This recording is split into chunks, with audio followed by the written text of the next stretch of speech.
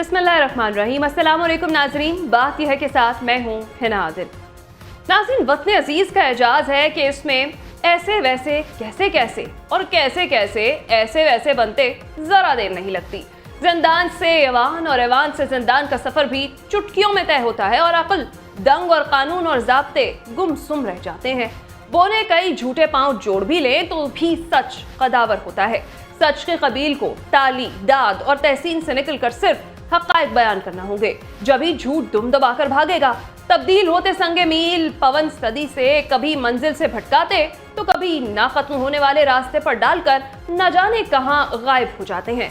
एक तरफ दलदल में धंसी मईशत की गाड़ी को ट्रैक पर लाने के लिए कभी क्रैकडाउन तो कभी कड़े फैसलों की बाज गश्त सुनाई देती है, तो दूसरी तरफ वसाइल की मुनसिफाना तकसीम का मामला भी रोज बरोज गंभीर होता चला जा रहा है। नाज़रीन, आज की बात यह है कि सियासी मंजरनामे पर अहम पेशरफ्त, सियासी माहौल गर्म, इत्तेहाद और मुतनाज़ बयानात में तेजी, नवाज शरीफ एक और रिलीफ के मुंतज़िर और साबिक डिप्टी स्पीकर पंजाब असेंबली नून लीग को प्यारे हो गए, जबकि बिलावल भुट्टो का कहना है कि हम मुल्क की किस्मत बदलेंगे और इलेक्शन 8 फरवरी को ही होंगे। निगरां हुकूमत का दो टोक मौक़िफ़ सामने आ गया है। सवाल यह है कि तमाम बड़ी सियासी जमातों की तरफ से फ्री एंड फेयर इलेक्शन का मुतालबा जोर पकड़ रहा है। आखिर सियासी जमातों को खदशात है क्या? प्रोग्राम के दूसरे हिस्से में हम बात करेंगे अफगानिस्तान आलमी अमन के लिए खतरा, अफगानिस्तान में दहशतगर्द तंजीमें सरगर्म, मकामी हुकूमत की जानिब से माली मुआवनत किए जाने का भी इंकशाफ, हमसाया मुल्क से दहशतगर्दी का निशाना बनने वालों में पाकिस्तान सर फहरिस्त, अक़वाम मुत्तहिदा की रिपोर्ट में चौंका देने वाले इंकशाफात। सवाल यह है कि दहशतगर्दी का नासूर पाकिस्तान की जान कब छोड़ेगा? प्रोग्राम के आखिर में हम बात करेंगे कि गजा में वहशियाना इसराइली बमबारी के 2 माह मुकम्मल, जनूबी गजा में शदीद लड़ाई, शहर के शहर मलबे का ढेर बन चुके, बमबारी, बीमारी और शहदा की तादाद में मुसलसल इजाफा, गजा पर इसराइली हमलों में अमरीकी साख्ता गोला बारूद इस्तेमाल होने का इंकशाफ। सवाल यह है कि हलाकतों में इजाफे के बावजूद अमरीका इसराइल को हथियारों की फराहमी जारी रखने पर बज़िद क्यों है? इन तमाम टॉपिक्स पर आज हम बात करेंगे। हमारे साथ मौजूद होंगे नसीर वागा साहब, रिजवान रजी साहब, सलमान आबिद साहब, राजा आमिर अब्बास साहब और हमें ज्वाइन करेंगे बैरिस्टर हसनैन चौधरी साहब। मैं आपसे आगाज़ करूंगी। सलमान आबिद साहब, बिलावल भुट्टो साहब काफ़ी हमें जोशो खरोश में नज़र आ रहे हैं और जिस तरह से इंतखाबात करीब आ रहे हैं हम देख रहे हैं कि सियासी जमातें जो हैं एक मंशूर, एक बयानिया लेकर चल पड़ी हैं। बिलावल भुट्टो साहब ये कहते हैं कि गेट नंबर 4 की सियासत नहीं आती है और सिर्फ आवाम पर ही भरोसा करते हैं। इस बात में कितनी सदाकत लगती है आपको? देखिए, पाकिस्तान की सियासी जमातें और सियासी क़यादतें अवाम के सामने हमेशा यही कहती हैं कि वो अवाम को अपनी ताकत समझती हैं और वोट को अपनी ताकत समझती हैं और इंतखाबात की शफाफियत के बारे में कहती हैं कि इंतखाबात शफाफ होने चाहिए।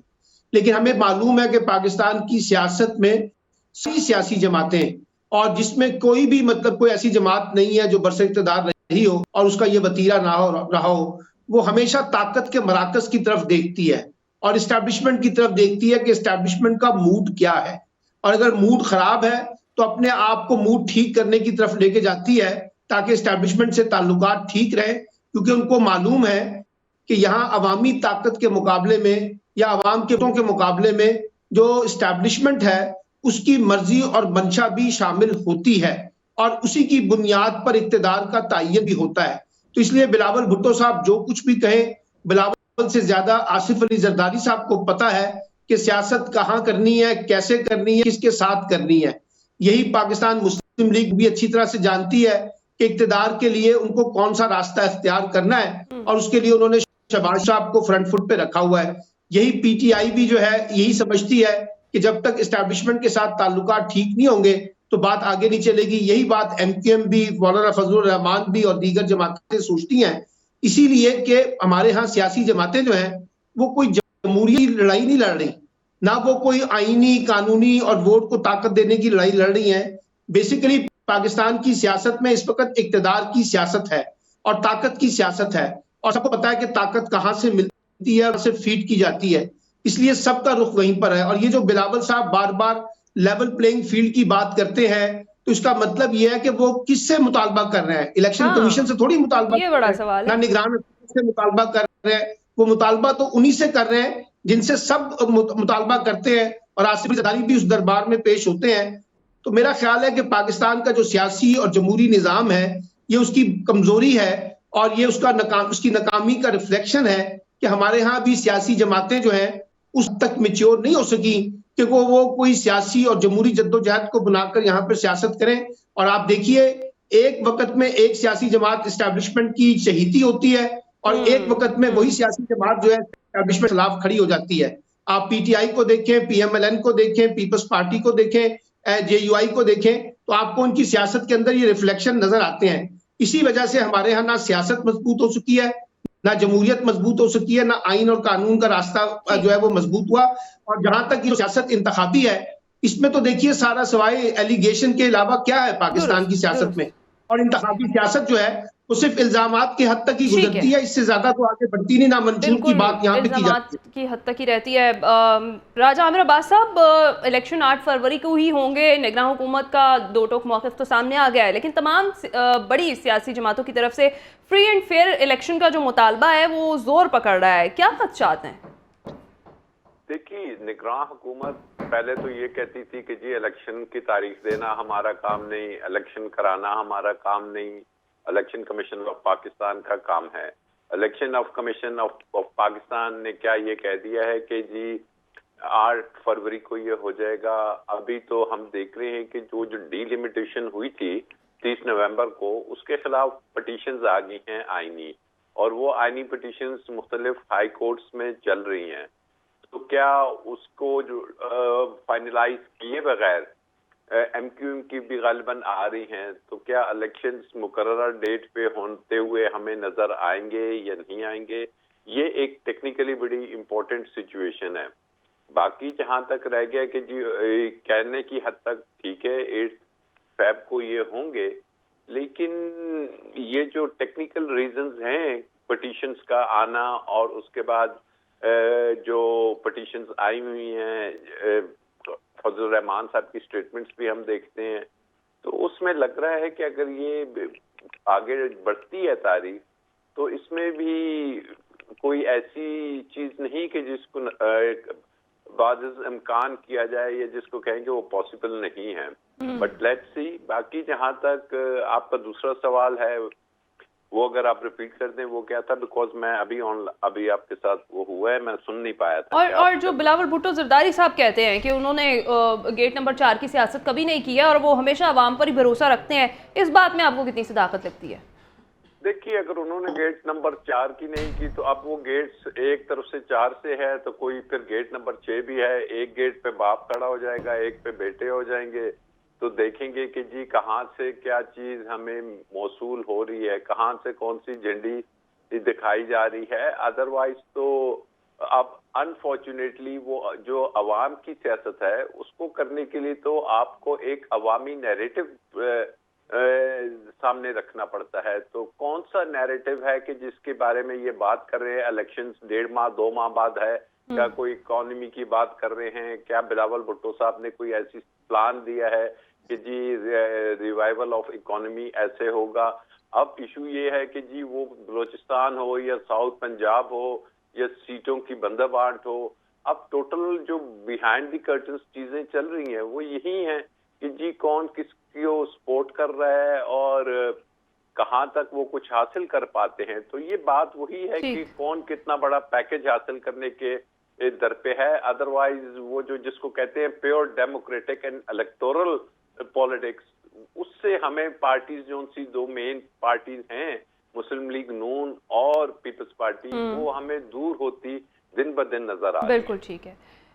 रजी साहब, जिस तरह से बिलावल भुट्टो जरदारी साहब ने गेट नंबर 4 की सियासत की बात की, फिर कहा हमें गालम गलोच और टिकटॉक की सियासत नहीं आती है, बिलावल भुट्टो का इशारा है किस तरफ? देखिए, जाहिर है कि वो अपने दोनों जो सियासी मुखालफिन वो समझते हैं, उनमें एक तो पीएमएलएन है और दूसरी पीटीआई है। जब वो सोशल मीडिया का तंज़न जिक्र करते हैं तो उनकी मुराद जो है वो है उससे मुराद पाकिस्तान तहरीक इंसाफ है। और जब वो बात करते हैं गेट नंबर 4 की तो या 6 की, जो भी अभी बता रहे थे, तो उनकी मुराद होती है मुस्लिम लीग नून, और वो दोनों को फंड रहे हैं जिसे पंजाबी में कहते हैं, और दोनों के ऊपर क्रिटिसिज्म कर रहे हैं, तो होना भी चाहिए। लेकिन ये है कि वो जो परफॉर्मेंस वाली बात है ना, वो खाना खाली है इस वक्त ना। अगर हम देखें अवाम की जिंदगी जीरन हो चुकी है। अफराते ज़र इस हफ्ते भी 28-29% पे रिकॉर्ड की गई है, इससे नीचे नहीं आ पा रही। तो मेरा मतलब है कि हम 22% पे इंटरेस्ट रेट ले जा चुके हैं, इसके बावजूद भी अफराते ज़र कंट्रोल नहीं हो पा रही। तो इसका क्या मतलब है कि इसका मतलब है कि कोई और खराबी है मईशत के अंदर, और इसने लोगों की जिंदगी जीरन की हुई है। और इस के नतीजे के अंदर कोई भी पार्टी जो है वो ये बात करने को तैयार नहीं है कि मौजूदा मुआशी सूरत हाल मुल्क की हो, अफराद की हो, कंपनियों की हो या अदारों की हो, वो उसका कुछ बयान कर सकें और साथ साथ मुस्तकबिल के हवाले से भी कुछ कर सकें। ये प्री इलेक्शन कैंपेन जो है वो रैली है जनाब बिलावल भुट्टो जरदारी साहब की। और अभी वो आज इलेक्शन कमीशन ने ये भी कह दिया कि वो शेड्यूल देने जा रहे हैं। शेड्यूल के बाद असल कैंपेन लॉन्च होगी। आजकल तो पीपल्स पार्टी या पीएमएल-एन जो है, और ज्यादातर पीएमएल-एन जो है वो टिकटों की तकसीम के अंदर मसरूफ हैं, और एक एक कॉन्स्टिट्यूएंसी में उनके 6-6, 8-8 कैंडिडेट्स निकल आए हैं। तो जाहिर है कि टिकट तो उन्होंने एक को ही देनी है और बाकी उन्हें आजाद इलेक्शन लड़ना है। तो बहुत सारी धमा चौकड़ी मचनी है और इस तरह के बयानात भी आने हैं और इस तरह की गुफ्तगू भी होनी है। ठीक है। नसीर वागा साहब, आप क्या समझते हैं, जिस तरह से बिलावल भुट्टो जरदारी साहब ने ये बयान भी दिया, इस पर आप क्या कहेंगे? और जो हम देख रहे हैं नून लीग और काफ लीग के जो इत्तेहाद की बाज़गश्त है, वो पीपल्स पार्टी के लिए कितनी परेशान कुन हो सकती है? देखिए, नून लीग को और काफ लीग की जो ये एक मुश्तरका कोशिश है इत्तेहाद की, जाहिर है इस सबसे ज्यादा जो असर पड़ेगा वो लगता है पाकिस्तान पीपल्स पार्टी पर असर पड़ेगा, क्योंकि ख्याल ये किया जा रहा है कि शायद पीटीआई को खुलेआम सरेआम या आसानी से इलेक्शन शायद ना लड़ने दिया जाए। और इस वक्त पाकिस्तान पीपल्स पार्टी काकड़ साहब यही कहते हैं कि साबिक चेयरमैन और पीटीआई पर इंतखाबात में हिस्सा लेने पर अभी तक कोई कदगन नहीं है। आप उनका लफ्ज पढ़े, फिलहाल, यानी सारा जोर फिलहाल पे है। कि अभी पाबंदी नहीं है, लेकिन आने वाले वक्त में क्या होने जा रहा है ये सारी दुनिया देख रही है। जिस तेजी से अदालतों में उनके केसेस की समाअत हो रही है, जिस तेजी से चीजों को वाइंड अप किया जा रहा है, जिस तरह पीटीआई के लोगों का मोरल डाउन किया जा रहा है, ये सारा कुछ लोगों के सामने है। देखिए, एक तरफ आप नून लीग के रहनुमाओं को वजीर आजम का प्रोटोकॉल देकर आज मैं मियां नवाज शरीफ के लाहौर आमद आना जाना, इस्लामाबाद और उनके साथ गाड़ियां और पुलिस का सारा प्रोटोकॉल देख रहा था। ये सारा कुछ पीटीआई के जो लोग हैं उनका मोरल बहुत ज्यादा नीचे करने की एक कोशिश है, जबकि उनका जो मेन लीडर है वो इस वक्त जेल में पड़ा हुआ है। अब बात यह कि पाकिस्तान पीपल्स पार्टी ही इस वक्त अपने आप को सबसे बड़ी मुतहारिब जमात जो है वो समझने की कोशिश कर रही है कि शायद पीटीआई इतने खुल के सामने ना आ सके, तो फिर काफ लीग और नून लीग का अगर इत्तेहाद होता है तो उसका जो ज्यादा असर है वो पीपल्स पार्टी पर शायद असरअंदाज होगी। और हैरान कुन बात ये नहीं, देखिए 19 साल के बाद मियां नवाज शरीफ और जो काफ लीग के लोग हैं वो आपस में मिले हैं, ये बड़ी हैरान कुन बात है वैसे। और इसका मतलब ये है कि जरूरत के तहत ये तमाम सियासतदान कुछ भी फैसला कर सकते हैं। और दूसरी तरफ अवाम जो है वो मर रही है, किसी को कुछ पता नहीं कि हो क्या रहा है। आज की बात में छोटी सी आपको बताता हूँ कि एक गांव से मुझे फोन आया कि यूरिया खाद जो है, आप कहेंगे कि ये इस बात से रिलेटेड तो नहीं है, वो 2000 रुपए फी बोरी ब्लैक में मिल रही है पूरे पंजाब में। आप मुझे बताइए, कोई किसान की बात करने वाला नहीं है, कोई आम अवाम की बात करने वाला नहीं है। यहाँ सिर्फ इत्तेहाद कर रहे हैं, कभी पीटीआई, कभी नून लीग, कभी काफ लीग। मुझे बताइए इनके लिए क्या कर रहे हैं? कल को इनसे वोट मांगने जाएंगे, मुझे बताइए वो क्या कहेंगे इन लोगों को कि आपने हमारे लिए क्या किया है? लोगों को क्या लगे? तो आपको क्या लगता है इनका फोकस अवाम पर होता है वागा साहब? मेरा ख्याल है कि बिल्कुल ये इस खुशफहमी से तो अवाम को निकल आना चाहिए, या इस गलतफहमी से जो भी है। बैरिस्टर हसनैन साहब को भी शामिल गुफ्तगू करते हैं। बैरिस्टर साहब, ये जो सारी सिचुएशन इस वक्त बनी हुई है और कहीं ना कहीं ये बात की जा रही थी पहले कि इंतखाबात में ताख़ीर होगी, फिर उसके बाद शफाफ इंतखाबात की बात की जा रही थी, फ्री एंड फेयर इलेक्शन की बात हो रही है। सारी सूरत हाल में पुरअमन इंतखाबात जो है वो करवाना इलेक्शन कमीशन के लिए कितना बड़ा चैलेंज होगा आपके ख्याल में? देखिए, पहली बात तो ये, अगर तमाम पॉलिटिकल पार्टीज, तमाम पॉलिटिकल एजेंट्स, तमाम लोग जो इलेक्शन लड़ते हैं, अगर यही आपस में सोच लेना कि जो जीते जो हारे, हमने इलेक्शंस फ्री एंड फेयर कराने हैं, तो कोई धांधली हो नहीं सकती। ठीक है, जब आप फॉरेन फैक्टर्स को अंदर लाते हैं, फॉरेन फैक्टर्स को कोई और नहीं लाता, यही सियासतदान लाते हैं। ठीक है, कोई बाहर का बंदा नहीं लाता। आप ही जाते हैं किसी के पास, आप ही जाते हैं किसी नगर पे मदद के लिए। ठीक है, तो जिसको फिर आप बाद में कहते हैं कि हमें वो प्लेइंग फील्ड नहीं, लेवल प्लेइंग फील्ड नहीं मिली, ये कोई और नहीं जाता। ये कभी पीटीआई जाती है, तो कभी पीपीपी जाती है, तो कभी बीएमएलएन जाती है। ठीक है, ये तमाम पॉलिटिकल पार्टी जाती है। अगर ये सोच लें एक दफा कि हमने इस दफा फ्री एंड फेयर इलेक्शन कराने हैं, तो सियासतदान नहीं करा सकते। दूसरी चीज, अगर आप इजाजत है तो मैं बिलावल भुट्टो साहब पे आना चाहूंगा। बिलावल भुट्टो साहब ने अपना मंशूर दे दिया है। ठीक है, बिलावल भुट्टो का आई थिंक मंशूर इज द मोस्ट इंपॉर्टेंट मंशूर। ठीक है, the emblem which the country needs right now, that is trichotomy of powers. ठीक है, बिलावल भुट्टो ने फाइनली इसको एस्टेब्लिश किया, खत्म करना। ठीक है, आप यहाँ टेक्नोक्रेटिक गवर्नमेंट लें, जिस तरह की ये जो केयर टेकर गवर्नमेंट है। बट हैविंग सेड सो, जब आप डेमोक्रेसी है, जब आप एक वन पर्सन वन वोट पे चल रहे हैं, then that vote has to have any authenticity. I think Bilawal जिस चीज पे खड़े में, हम पिछले जब से ये मुल्क बना है 1947 से टिल डेट, हम ये बेसिक नहीं कर सके। अभी बड़ा सही कहा उन्होंने कि कोई किसके थ्रू आता आता है,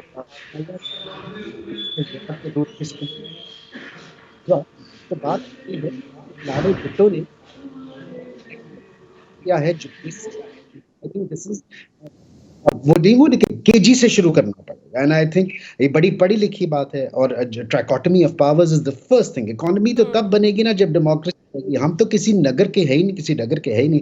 कभी हम यहाँ मार्शल लॉ होता है, कभी डेमोक्रेटिक गवर्नमेंट होती है, कभी सॉफ्ट कूप होता है डेमोक्रेसी के ऊपर। सो अगर यही इस्टेब्लिश एक दफ़ा इन इलेक्शंस में हो जाए, अगर इसी मंशूर के ऊपर लोग खड़े हो जाएं कि आपने ट्राइकोटमी ऑफ पावर्स इस्टेब्लिश करनी है, हर जिसका काम उसको साझे, अदालतों का काम अदालतें करें, एस्टेब्लिशमेंट का काम एस्टेब्लिशमेंट करें, और पॉलिटिशियंस का काम पॉलिटिशियंस करें, तो यही एस्टेब्लिश हो जाए, तो then there is going to be that is the most level playing field. उसके बाद मुल्क बनना शुरू करेंगे। यहाँ तुम्हारी बेसिस नहीं है। तो आई थिंक उसने बिलावल साहब ने बड़ी पढ़ी लिखी बात की है। एंड दिस इज वो जो कह रहे थे कि उनका मंशूर नहीं है, दिस इज द मंशूर। इससे ज्यादा बड़ा क्या मंशूर होगा? ये वो मंशूर है जो हम 47 से आज तक सेट नहीं कर सके, जिसमें हम काम नहीं कर सके।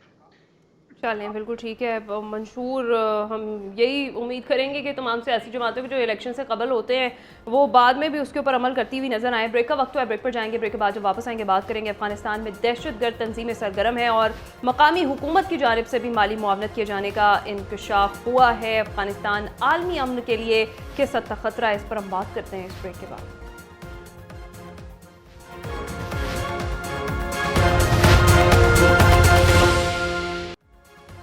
वेलकम बैक नाज़रीन। अफगानिस्तान आलमी अमन के लिए ख़तरा। अफगानिस्तान में दहशतगर्द तंजीमें सरगर्म है और मकामी हुकूमत की जानिब से माली मुआवनत किए जाने का भी इंकशाफ हुआ है। हमसाया मुल्क से दहशतगर्दी का निशाना बनने वालों में पाकिस्तान सर फहरिस्त है और अक़वाम मुत्तहिदा की रिपोर्ट में ये चौंका देने वाले इंकशाफात सामने आए हैं। सवाल ये है कि दहशतगर्दी का नासूर पाकिस्तान की जान कब छोड़ेगा? राजा आमिर अब्बास साहब। ये एक बहुत अहम इशू है कि जो पाकिस्तान ने सॉल्व करना है कि हमारे और अफगानिस्तान के दरमियान जो तनाज़ात हैं या जो इश्यूज चल रहे हैं टेररिज्म के, उसको कैसे हैंडल करना है, उसको कैसे रोकना है, उसको कैसे बढ़ने नहीं देना। और इसके लिए ज़रूरी है कि हमारी जो फॉरेन पॉलिसी है, ये जो फॉरेन ऑफिस है, वो इन तमाम मुख्तलिफ फैक्टर्स को डिटर्मिन करे कि जी क्या वजह है। अब आप देखें कि जी यूएस तो चला गया, वो भी वहां से निकल गए और हम अभी तक इस जंग में फंसे हुए हैं, इन चक्रों में फंसे हुए हैं कि क्रॉस बॉर्डर यहाँ पे टेररिज्म हो रहा है। तो इसके लिए इंतहाई जरूरी है कि जो हमारे थिंक टैंक्स हैं, ये जो स्ट्रैटेजी डेवलप करते हैं कि जी आपने अफगानिस्तान के साथ बैठ के डायलॉग करना है और इसके लिए जरूरी है कि आप जो चीजें हैं डिटरमिन करें कि व्हाट आर द फैक्टर्स, ये क्यों एकदम बढ़ गई है, ये क्यों पिछले 2 साल इतनी इस लेवल पे नहीं थी, अब बढ़ रही है। तो क्या उनके खदशात हैं, उसको भी दूर करना है, और हमने किस अंदाज में इसको इंटरनेशनली अपने जो दोस्त ममालिक हैं या जो रीजन के दूसरी पावर्स हैं उनके साथ मिल बैठ के इसके सोल्यूशन की तरफ जाना है। अदरवाइज ये चीजें बढ़ेंगी तो पाकिस्तान में जो अमन व अमान की सिचुएशन है वो मजीद डेटेरिएट होगी, मजीद खराब होगी, और वो तो आदी हैं इस चीज के। और हमने भी पिछले 2-4 साल तो अच्छे गुजारे, लेकिन उससे पहले हम भी बहुत तबाही इससे देख चुके हैं। तो आई थिंक कि इकोनॉमी को अगर पाकिस्तान ने स्ट्रॉन्ग करना है तो फिर इन इश्यूज को बड़े सोबर लेवल पे, सीनियर लेवल पे सेटल करना होगा। अदरवाइज खाली स्टेटमेंट से और कॉन्फिडेंस बिल्डिंग मेजर्स की बहुत जरूरत है, और हमें डायलॉग की तरफ जाना चाहिए। मेरा इस पे टेक ही है। बिल्कुल ठीक। वागा साहब, जिस तरह से ये अक़वाम मुत्तहिदा की रिपोर्ट में चौंका देने वाले इंकशाफात सामने आए हैं, आपके ख्याल में अफगानिस्तान आलमी अमन के लिए किस हद तक खतरा, और जो पाकिस्तान है वो सर फहरिस्त है दहशतगर्दी का निशाना बनने वाले ममालिक में, तो दहशतगर्दी का नासूर पाकिस्तान की जान कब छोड़ेगा?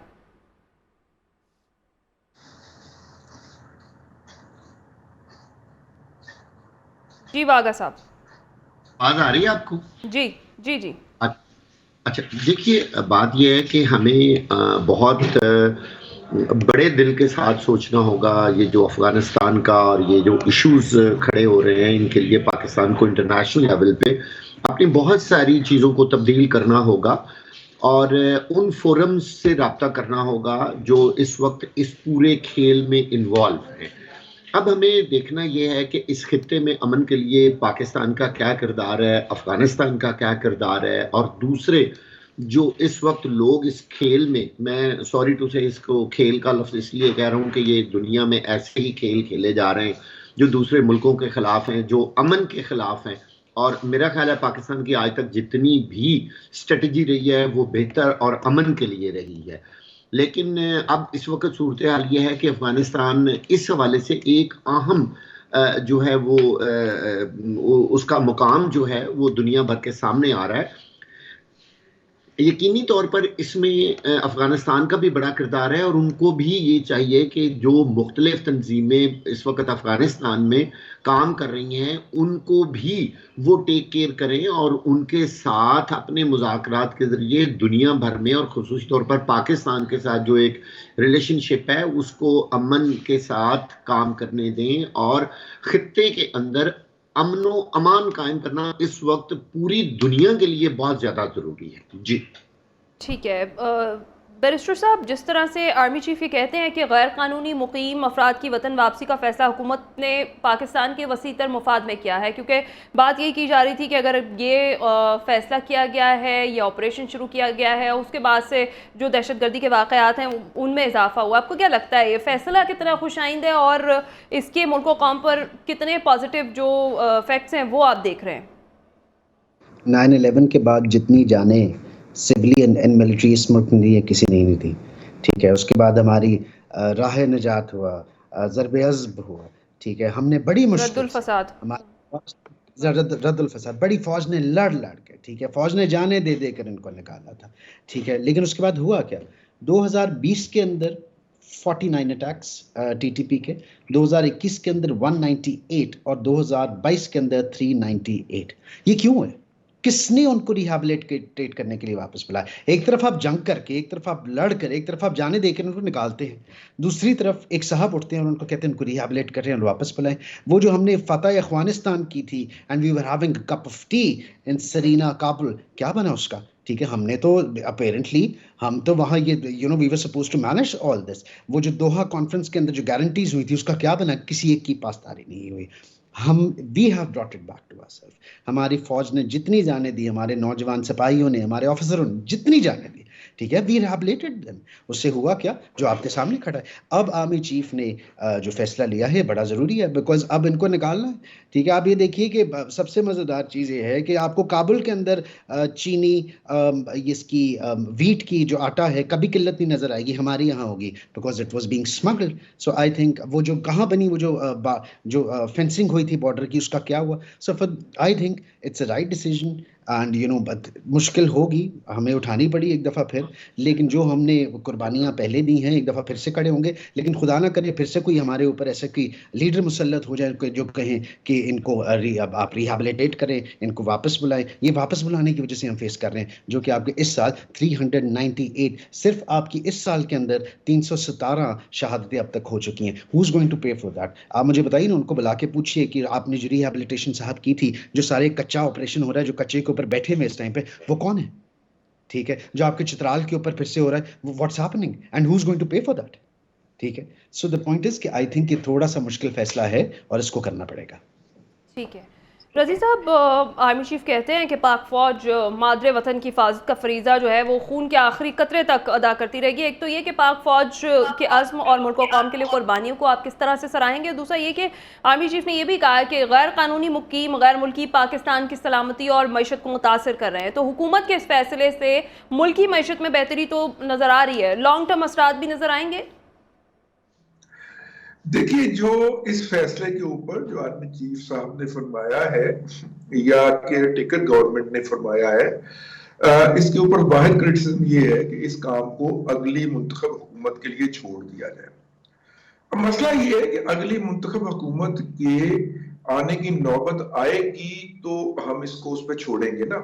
इस वक्त तो इशू और भी ऊपर पड़ा है, और वो इस्लामाबाद हाई कोर्ट के अंदर एक पिटीशन फाइल हुई है कि जनाब लाखों की तादाद में अफगान शहरियों ने पाकिस्तान में वोट्स बना लिए हैं, और उन वोट की बुनियाद के ऊपर जो है वो पाकिस्तान के सियासी निज़ाम के अंदर अपने नताइज लाना चाहते हैं या अपने नताइज पैदा करना चाहते हैं। 50,000 के करीब या 40,000 के करीब जो है वो सऊदी अरब ने ऐसे जाली पाकिस्तानी पकड़े जो कि बुनियादी तौर पे अफगान थे, और उनको पाकिस्तान के लाइसेंस पासपोर्ट जारी हुए थे। अच्छा, हम चूंकि उस वक्त फैसिलिटेट कर रहे थे अमेरिका और अफगानों के मुज़ाकरात, तो उनकी जो पूरी क़यादत थी, जो उस वक्त आलमी दहशतगर्दों की फहरिस्त के ऊपर इंदराज था जिसका, उनको हमने पाकिस्तानी पासपोर्ट दिए और उस पासपोर्ट पे ट्रैवल करके दोहा पहुंचे, कतर पहुंचे, जहां पे जाके उन्होंने मुज़ाकरात के अंदर हिस्सा लिया। लेकिन उसके बाद उनकी क़यादत ने अपने नाम जो थे वो आलमी दहशतगर्दों की जो फहरिस्त होती है उससे निकलवाने के लिए कुछ संजीदा कोशिश नहीं की, बल्कि उससे ज्यादा कोशिश हुकूमत पाकिस्तान ने की है। उन्हें इसके अंदर कोई इंटरेस्ट ही नहीं है। अब मसला ये है कि या तो हम अपने पासपोर्ट उनको ऐसे ही दिए रखते और वो उसको ट्रैवल के लिए यूज करते रहते, लेकिन उसका हमें क्या फायदा होना था? उसका हमें तो फायदा यही होना था ना कि पाकिस्तान के अंदर अमन रहे, टीटीपी की सरपरस्ती ना की जाए या दूसरे ग्रुपों की, लेकिन ऐसा तो हुआ नहीं है। तो अब जो पाकिस्तान को दोस्त मुबालक कहते हैं कि इतने अफगान आपके पासपोर्ट पे हमारे पास आए हैं, तो इनका क्या करना है? तो हम कह देते हैं कि ठीक है, इनके पासपोर्ट जो है वो आप कैंसिल समझिए और इनको डीएक्टिवेट कर दीजिए। अब एक तो ये पहलू हो गया। दूसरा देखिए, अगर वो पाकिस्तान के अंदरूनी सियासी मामलात के अंदर दखील होते हैं तो इलेक्शन से पहले उनकी रवानगी बहुत जरूरी है। पिछले हफ्ते तक मेरी जाती इतला के मुताबिक 4,07,000 से ज्यादा अफगान मुहाजिरीन जो है वो अफगानिस्तान रवाना किए जा चुके हैं। अब दूसरी तरफ ये भी देखना है कि क्या अफगानिस्तान की मौजूदा हुकूमत इन 20 लाख लोगों का बोझ उठाने के लिए या किसी तौर पे उन्हें अपनी मैशत के अंदर शामिल करने के काबिल भी है या नहीं। हालांकि इस हवाले से उन्हें अक़वाम मुत्तहिदा से डॉलर वालर भी मिले हैं, लेकिन अगर वो नहीं होगी वहां पे हुकूमत इस काबिल कि इनको खिला सके या ठहरा सके, तो इन लोगों ने फिर घूम के पाकिस्तान के अंदर ही आना। और पाकिस्तान के अंदर जो है वो हुकूमत बदलते ही या ओहदेदार बदलते ही पॉलिसी बदलते तो देर नहीं लगती। फिलहाल हम अपना सियासी निजाम जो है जिसके अंदर वो घुस आए थे और जिसके हवाले से मुबैना तौर पे कहा जाता है कि वो एक खास पार्टी को सपोर्ट करते हैं, तो इसलिए। लेकिन ये एक बात मैं यहाँ पे जरूर करूंगा वो वाघा साहब ने पिछले सेगमेंट में की और अधूरी की, तो मैंने कहा कि मैं उसको पूरी कर दूं। इन्होंने फरमाया कि यूरिया की जो 3200 की बोरी है वो इस वक्त 5000 रुपए की मिल रही है, लेकिन इन्होंने डीएपी का जिक्र नहीं फरमाया। डीएपी जो है वो 9500 की जो बोरी है वो इस वक्त 15000 प्लस पे मिल रही है। जिस खाद ने पौधे का तना डेवलप करना है और जिस तने ने गंदम की बाली का बोझ उठाना है, वो तना डेवलप करने वाली जो खाद है वो डीएपी कहलाती है। तो वो आप देख लिए 50% के करीब वो ब्लैक में मिल रही है। तो इससे आप अंदाजा कर लें कि इसी किसान को कल हमने जाके डंडे मार के 3850 रुपए के ऊपर ये गंदम खरीदनी है, जिसके लिए ना उसे सीड जो है वो कंट्रोल रेट पे मिला है, ना खाद कंट्रोल रेट पे मिल रही है। तो मेरा ख्याल है कि ये हमें अपने किसान का जो इस्तेसाल है वो बंद करना चाहिए। अगर हम कीमत नहीं कंट्रोल कर सकते इनपुट्स की, तो हमें कोई हक नहीं है कि हम आउटपुट की कीमत कंट्रोल करें या सपोर्ट करें। हम उसे ओपन कर दें और हुकूमत भी कहे कि जी हमारे पास जो आना चाहता है आए, जिसे ओपन मार्केट में रेट ज्यादा मिलता है वो वहां पे जाके बेच ले। यहाँ पे एसी, डीसी, डीपीओ और एसपी साहब जो होते हैं वो पूरा राशन लेके किसान के घर में छापे मार रहे होते हैं, और उस बेचारे ने अगर कहीं कुछ 2-4 बोरियां रखी होती हैं वो भी निकलवा के ले आते हैं। तो अगर हुकूमत इनपुट की प्राइस कंट्रोल नहीं कर सकती, और खास तौर पे पंजाब की बात कर रहा हूं, बिल्कुल जो 80 से 82% पाकिस्तान की कौमी गंदम की पैदावार का प्रोड्यूस करता है पंजाब, अगर वहां पे किसान का ये अशर है तो फिर कोई हक नहीं पहुंचता कि वो उसकी कीमतें फरोख्त को कंट्रोल करे।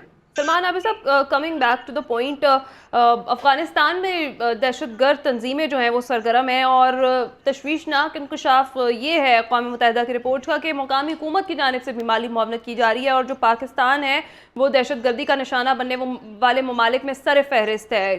कब जान छोड़ेगी दहशतगर्दी का नासूर पाकिस्तान को, और अफगानिस्तान आलमी अमन के लिए किस हद तक खतरा बना हुआ है? देखिए, बुनियादी बात यह है कि अफगानिस्तान के अंदर जो कुछ हो रहा है उसका नुकसान जो है वो सिर्फ पाकिस्तान को या अफगानिस्तान को नहीं हो रहा, बल्कि खित्ते की जो मजमूई सूरत हाल है उसमें नए नए तनाज़े और नए नए कॉन्फ्लिक्ट जो है वो पैदा हो रहे हैं। अनफॉर्चुनेटली हमारा ख्याल ये था कि जनाब अफगानिस्तान में जब काबुल में तालिबान की हुकूमत आएगी तो हमारे बहुत से मामला दुरुस्त हो जाएंगे, और तालिबान के आने के बाद पाकिस्तान ज़्यादा स्टेबल हो जाएगा टेररिज्म के कॉन्टेक्स्ट में, और वहाँ टेररिज्म नहीं होगा हमारे यहाँ। और ये तय भी हुआ था कि अफगान सरजमीन हो या पाकिस्तान की सरजमीन हो, एक दूसरे के लिए टेररिज्म के तौर पर इस्तेमाल नहीं होगी। लेकिन इस वक्त जो अफगानिस्तान और पाकिस्तान के अंदर ट्रस्ट डेफिसिट है या बदमाशी का जो माहौल है, उसमें यकीनी तौर पर एक कशीदगी का माहौल पाया जाता है, तनाव का माहौल है, टकराव का माहौल है। और तालिबान हुकूमत हमारी बात से नहीं सुन रही जिस तरह से हम चाहते हैं, बल्कि बार बार हमें अफगान हुकूमत ये कहती है कि आप जो है टीटीपी के साथ मुज़ाकरात का रास्ता इख्तियार करें, निगोशिएट करें, कुछ लो और कुछ दो की बुनियाद पर मामला तय करने की कोशिश करें। और इसके बाद जब हमने अफगानियों को और या गैर मुल्कियों को निकालने की बात की तो उस पर भी अफगान हुकूमत का रद्द-ए-अमल जो है वो बड़ा सख्त आया था। अब सवाल ये है कि हमें अफगानिस्तान के बारे में अपनी पॉलिसी जो है वो असर नो तरतीब देनी होगी। और जो रिजवान रजी ने कहा, बुनियादी तौर पर तो नई हुकूमत जब आएगी और इलेक्शन के बाद ये उसका बड़ा मैंडेट होना चाहिए, क्योंकि हमारे यहाँ जब ये इस तरह के फैसले होते हैं तो हम अमूमी तौर पे हमारी मुंतखब हुकूमतें या पार्लियामेंट उसमें इतनी ज़्यादा इन्वॉल्व नहीं होती, और हम किसी और जगह बैठकर ये फैसले कर लेते हैं। अभी बैरिस्टर हसनैन साहब कह रहे थे कि जनाब ये किसने फैसला किया, क्या हुआ क्या नहीं हुआ। अब वो भी अच्छी तरह जानते हैं और मैं भी जानता हूँ, सब जानते हैं हम, हमारे यहाँ अफगानिस्तान की जो पॉलिसी है उसका जो सबसे बड़ा इख्तियार है वो किसके पास है, या पाकिस्तान की फॉरेन पॉलिसी का इख्तियार किसके पास है, कौन फैसले करता है, और कौन जो मुंतखब हुकूमतें होती हैं उनके पास कितने इख्तियारात होते हैं कि वो ये फैसले कर सकें। या अगर वो जो गए थे जनरल फैज काबुल में चाय पीने के लिए, वो किसका फैसला था, उसका आर्मी चीफ भी शामिल थे। तो मेरा ख्याल है कि अब हमें अफगानिस्तान के बारे में एक पॉलिसी ड्रॉ करनी चाहिए, और वो पॉलिसी जो है मुत्तफिका तौर पर सारी सियासी जमातों को ऑन बोर्ड लेकर की जाए, तमाम स्टेक होल्डर को ऑन बोर्ड किया जाए। फिर हमें डिप्लोमेटिक महाज के ऊपर बहुत काम करना पड़ेगा, सफारती महाज पे बहुत काम करना पड़ेगा, और ये अफगानिस्तान की जो हुकूमत है काबुल में उसमें उनको इंगेज करना होगा, उनको रियलाइज कराना होगा, उनको अंडरस्टैंड करवाना होगा कि जनाब जो आपकी पॉलिसी है, और जैसे भी आपने कहा कि वो वहाँ की मुकामी हुकूमत जो है वो खुद इनको स्पॉन्सर कर रही है या प्रोटेक्ट कर रही है या सपोर्ट कर रही है या फैसिलिटेट कर रही है, उससे उनको बाहर निकलना पड़ेगा। जो बुनियादी नुकता तय हुआ था कि किसी की सरजमीन, किसी की मुल्क के खिलाफ दहशतगर्दी के लिए उस पर सख्ती से अमल दरामद होना चाहिए। और अगर टीटीपी के कुछ लोग हमें मतलूब हैं और टीटीपी के खिलाफ जो कार्रवाई होनी है उसमें अफगान तालिबान को आगे बढ़कर कोई रोल प्ले करना चाहिए, ताकि उसके पाकिस्तान और अफगानिस्तान के जो ताल्लुकात हैं वो दोबारा बेहतर तरीके से सामने आ सके। बिल्कुल ठीक है जी, ब्रेक पर जाएंगे। जी की बात है, देखिए जब तक पाकिस्तान और अफगानिस्तान के दरमियान जो बॉर्डर है वो सिक्योर नहीं होता, आप किसी की भी अच्छाई की उम्मीद मत रखें। बिल्कुल सही। आज भी देख ले कि अफगानियों को तो निकाला जा रहा है, लेकिन मैं आपको ताजा तरीन सूरत हाल बता रहा हूँ कि बॉर्डर की बहुत बुरी हालत है, उधर से लोग उसी तरह आ रहे हैं और इसी तरह जा रहे हैं। ठीक है, बिल्कुल बड़ी इंपॉर्टेंट बात आपने की है वागा साहब। अगर बॉर्डर सिक्योरिटी जो है वो उसको बेहतर नहीं बनाया जाता, उसको यकीनी नहीं बनाया जाता, तो फिर सूरत हाल भी बेहतर नहीं हो सकती। ब्रेक पर जाएंगे, ब्रेक के बाद जब वापस आएंगे बात करेंगे गजा में वहशियाना इसराइली बमबारी के 2 माह मुकम्मल हो चुके हैं, शोहदा की तादाद में मुसलसल इजाफा हो रहा है, शहर के शहर मलबे का ढेर बन गए। इस पर बात करते हैं इस ब्रेक के बाद।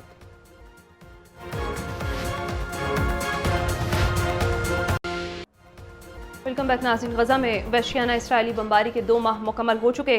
जनूबी गजा में शदीद लड़ाई जारी है, शहर के शहर मलबे का ढेर बन चुके हैं। बमबारी, बीमारी और शोहदा की तादाद में मुसलसल इजाफा हो रहा है। गजा पर इसराइली हमलों में अमरीकी साख्ता गोला बारूद इस्तेमाल होने का इंकशाफ हुआ है। सवाल यह है कि हलाकतों में इजाफे के बावजूद अमरीका इसराइल को हथियारों की फराहमी जारी रखने पर बज़िद क्यों है? राजा आमिर अब्बास साहब। देखिए, अमेरिका को अगर हम देखते हैं या ये गजा के जो 2 माह मुकम्मल हो रहे हैं, इसमें अल्टीमेट हम देखें कि इन 2 माह में जो इनका जेनोसाइड मैं इसको कहूँगा, उसके अलावा कोई लफ्ज़ मेरे ज़हन में नहीं आ रहा कि जो एक इसराइली ज़ायनिस्ट हुकूमत का एक उनकी सोच है वो उसकी तरफ जा रहे हैं। अमेरिकन जो उनसे हैं वो चूंकि उसकी ज़ायनिस्ट और उसके जो ग्रुप्स हैं यूएस में उसके शिकंजे में फंसे हुए हैं। ऑल्दो वहाँ की पब्लिक जो सी है वो इस पे शदीद रद्द अमल की बात कर रही है, दे रही है, और वो ये समझ रही है कि परमानेंट सीज फायर ही इस वक्त एक सोल्यूशन है।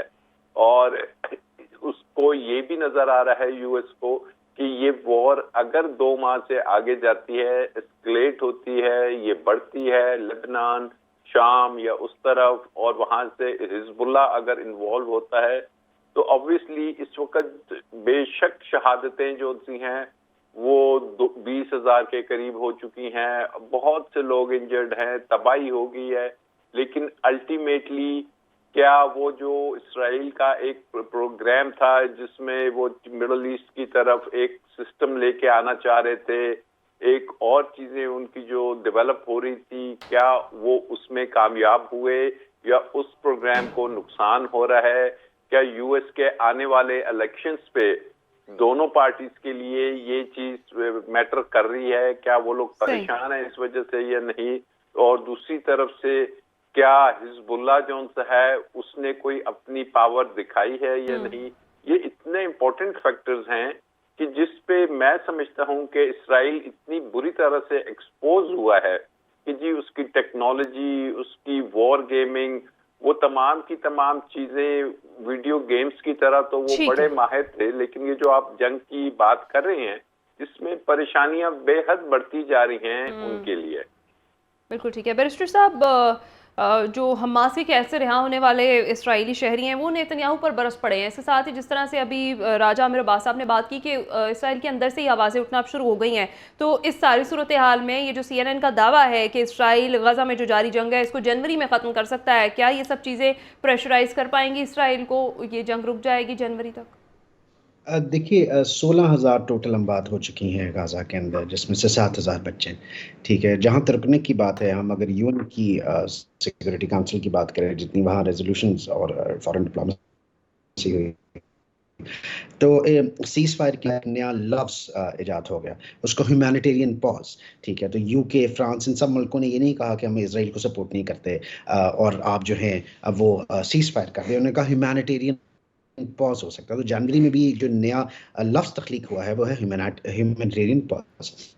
उसके अगर हम चले तो यूएस जो था, ये रजी साहब, ही इज माय सीनियर, बागा साहब सब बैठे, तो एक साल में $3.8 बिलियन देता था इजराइल को for the military support and all that jazz. लेकिन इस साल उसने बढ़ा के 16 दिया है, उनकी सेनेट ने पास किया है। तो क्या आपको इस हालात में लगता है कि उसको 4 दफ़ा बढ़ा के, 4 गुना बढ़ा के वो रुकना चाहते हैं? मैं फिर से अपने उसी पॉइंट के ऊपर हूँ, ये चीज़ यहाँ रुकने वाली, थमने वाली नहीं है। जॉर्डन ने भी, अब जो जॉर्डन किंग की आज स्टेटमेंट आई है वो भी यही है, ठीक है। वो भी कहते हैं कि जनवरी फरवरी इट्स जस्ट अ शैम, ठीक है। They do not want to stop, और स्पेशली यूएस सेनेट की $16.8 बिलियन पे लेके जाने के बाद वो कहते हैं कि उनका भी स्टैंसेस कि ये बड़े लेवल पे जाएगी, और इनका जो मोटिव है that is something different, it's not just Gaza की स्ट्रिप करनी है। ठीक है जी, सलमान आबिद साहब। देखिए, बुनियादी बात यह है कि इस वक्त जैसे आपने कहा कि 60 दिन हो गए हैं, हमें तो इस वक्त जो सबसे ज्यादा फिक्रमंदी है वो 2 नुक्तों के ऊपर है। एक ये कि क्या फौरी तौर पर जंग बंदी हो सकती है, एक बात, और दूसरा जितना नुकसान वहां पर हो चुका है फलस्तीन और गजा में, उसका क्या करना है। और ख़ास तौर पे इंसानी बुनियादों पर जिस तरह से आपने अस्पताल तबाह किए, स्कूल तबाह किए, आपने वहाँ पे जो अपना कहते हैं कि बच्चों को, औरतों को, बूढ़ों को जिस तरीके से तबाह किया, उनको घर बेघर कर दिया है, और ख़ास तौर पे जो बुनियादी ज़रूरत की चीज़ें पहुँचाने का जो निज़ाम है उसको बड़ा कंट्रोल किया हुआ है, वहाँ तक आसानी से रसाई लोगों की मुमकिन नहीं बनाई जा रही। इन चीज़ों को अक़वाम मुत्तहिदा हो, बड़ी ताकतें हों, इनको तो ख़ास तौर पे कम अज़ कम इस वक्त, बाकी जंगें अपनी जगह, लेकिन जो बुनियादी इनिशिएटिव लेने चाहिए थे, अफर्मेटिव एक्शन लेने चाहिए थे कि जो लोग इस वक्त विक्टिम हैं उनको किस तरीके से वहाँ पर फैसिलिटेट किया जा सके। लेकिन अनफॉर्चुनेटली ना यहाँ पर कुछ फैसिलिटेशन हो रही है और ना उनको कोई सहूलतकारी दी जा रही है, और ना ही वो जंग बंदी की तरफ जा रहे हैं, बल्कि उसमें शिद्दत पसंदी जो है वो ज़्यादा गालिब आती जा रही है। और लगता यह है कि जैसे एक जनून आ चुका है, ताकत का एक नशा है, और एक वो जैसे कहते हैं ना कि इतनी दहशत फैला दो, इबरत का निशान बना दो, ताकि बाकी जो ममालिक हैं वहाँ से भी कोई इस तरह की हमायत और आवाज़ ना उठे। और अनफॉर्चुनेटली हमने देख लिया है सारे मामले में जो बाकी इस्लामी ममालिक हैं या दुनिया के ममालिक हैं, वो बस एक मजम्मती मामलात तक ही महदूद होकर हैं। बिल्कुल ठीक है। रजी साहब, सरबराह हमास ये कहते हैं कि पाकिस्तान अगर इसराइल को धमकी दे तो गजा जंग रुक सकती है। क्या लगता है, इतनी ताकत और इख्तियार है पाकिस्तान के पास? IMF के पास जकड़े हुए हैं, वर्ल्ड बैंक लीज नहीं देगा तो हमारा असर हो जाएगा, तो हम कहाँ इस हालत में रह गए हैं कि हम किसी इंडिपेंडेंट पॉलिसी को परसू कर सके। भाई हमने तो हमसाए अफगानिस्तान के अंदर बड़ी कोशिश करके एक किरदार लेने की कोशिश की, अमेरिकन वो किरदार देने के लिए हमें तैयार थे, अफगानियों ने वो किरदार भी देने से हमें इनकार कर दिया। हमारी डिप्लोमेटिकली इतनी बुरी हालत हो गई है। पुराने जमाने में होता था कि इराक ईरान की जंग खत्म करवाने के लिए ज़िया-उल हक साहब मीडिएशन किया करते थे, या एक दूसरी इराक वार के अंदर नवाज शरीफ साहब जाया करते थे जहाज पकड़ के, और वहां पे जाके दोनों के दरमियान बातचीत किया करते थे। अब तो मेरा मतलब है कि बातें तो हम बहुत करते रहे हैं पिछले साल। हम तो अमेरिका और रूस की सुलह करवाने चले हुए थे।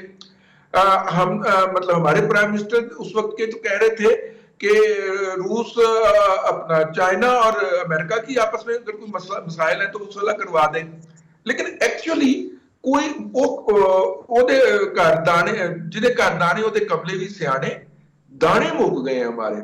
हम नहीं कर सकते जाके वो वाला किरदार अदा जो पहले हमारे डिप्लोमेट जो थे वो अक़वाम मुत्तहिदा में और दूसरी जगह के ऊपर लॉबिंग के हवाले से अदा किया करते थे। बिल्कुल ठीक कह रहे हैं कि हम अपना जारी ठीक कर लें, वही बड़ी बात है। नसीर वागा साहब आपको भी शामिल गुफ्तगू करते हैं। नसीर वागा साहब, जिस तरह से इंकशाफ हुआ है अमरीकी साख्ता गोला बारूद इस्तेमाल होने का, क्या लगता है कि हलाकतों में इजाफे के बावजूद फिर अमरीका इसराइल को हथियारों की फराहमी जो है वो जारी रखने पर बज़िद क्यों है? देखिए, हम ये बात क्यों भूल जाते हैं कि अमेरिका के इलेक्शन के अंदर सबसे बड़ा जो किरदार है वो इसराइल के जो बड़े बड़े ताजर और जो अरबपति लोग हैं उनका है।